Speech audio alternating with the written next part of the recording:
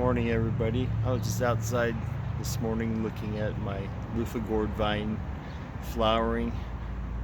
I have a couple of them that these were volunteers. You can see they started, the seeds fell right here because I had Luffa gourd last year that I planted, but some of the vines were up in the tree. And I think there was a couple of gourds I couldn't get to, so I just let them dry out, and the seeds fell, planted themselves. So now they're vining everywhere. They're over into my Arabian jasmine. Then they went up the tree, went over the rocks that I'm gonna have for the pond, up the chimney and into the tree. Look at this.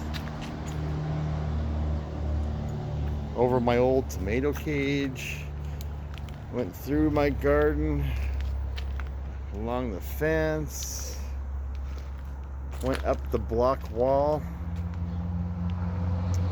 and those fingers just grab a hold of the block wall and just climb up. But now it's starting to bloom and all the bees are pollinating it.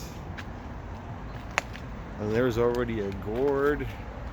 That one's actually ready to pick for eating if you want to eat them, or you can let them get to full size and dry out and use them for sponge. This is all the asparagus. Since the weather started cooling down in the morning, it's finally in the 60s in the morning now. At least in my house, it was 63 this morning. But Luffa gourd, very easy to grow here, but they need a lot of vining space.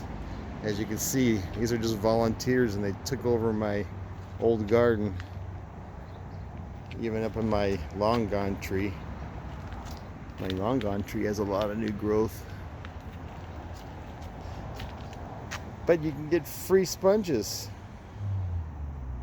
Those Luffa gourd sponges run about $10 a piece, a sponge, if you want to buy them. And I got a whole box of them from last year, and I'm going to have another whole box. I start giving them away. Luffa gourd in Phoenix.